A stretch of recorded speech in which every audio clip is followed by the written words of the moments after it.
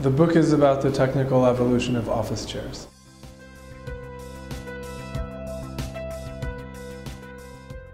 The book could have been about anything from toaster ovens to automobile engines to cameras or phones, but I wanted to tell the portray the entire evolution of an industrial product, and that product had to be something that wasn't dictated by microchips and things that everyday people wouldn't understand.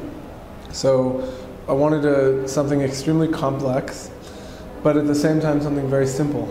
And the office chair is the most complex piece of furniture that exists. So on the one hand, it's extremely technically sophisticated and advanced, but on the other hand, everyone knows it, and it's extremely simple, and most people sit on one.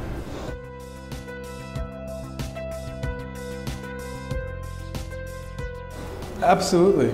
Yeah, it does. I think if you look at something from the 1850 and you look at something from 1920 and you look at something from 2011, those chairs are mirror images of the society that produced them. Okay. At least the best ones.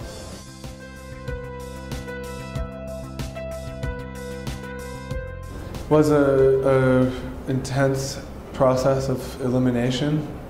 We started with 2,500 chairs, I think, taken from every source you could find. So we went to, obviously the internet, but books, lots of books, archives, museum archives, company archives. I spent the first 6 months to 1 year simply gathering chairs. And from then, we had begun to work with someone who deals with biology and taxonomy. And we came across the old method of taxonomy, which is because today it's done through DNA, but 200, 300, 400 years ago it was done on a morphological basis. So everything was categorized by shape. So if something was round or triangular or square, it went into a different category. The long beak, the short beak, all of those kind of biological examples, plants, animals, they were all categorized by how they looked. So the office chair doesn't have DNA.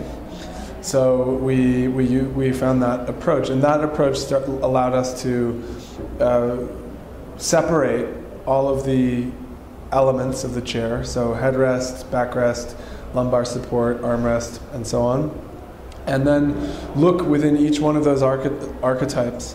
So we'd follow the evolution of the armrest from 1850 to now, and we would say, okay, well, at a certain point, armrests became height adjustable. Well, we see that in 1950, it didn't exist. In 1960, it didn't exist. All of a sudden, in 1970, you start seeing the height adjustable armrest. But by 1980, they all have height adjustable armrests. So then we focus on the 70s.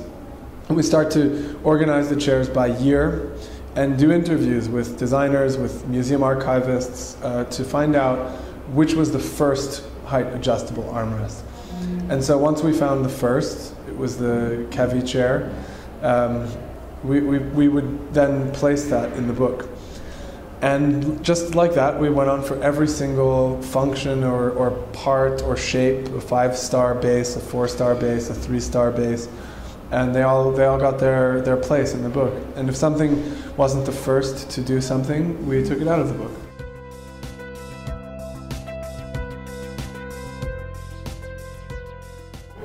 Design museums tend to collect the most prized models. So they'll take the most iconic, always functioning on iconic. But so that in a sense we were limited to that because nobody collects the mundane, anonymous office chairs, and they're very difficult to find.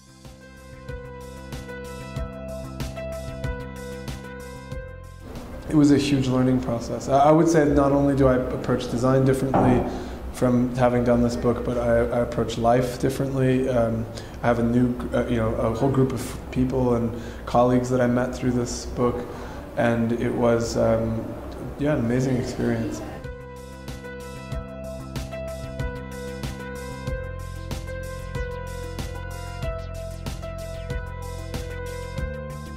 Yeah, I mean, I think that the problem in office seating, if you really look at the industry objectively, the problem is that since 1994, everybody is making gym equipment. I mean, office chairs look like you should be sweating, working out on them in a gym.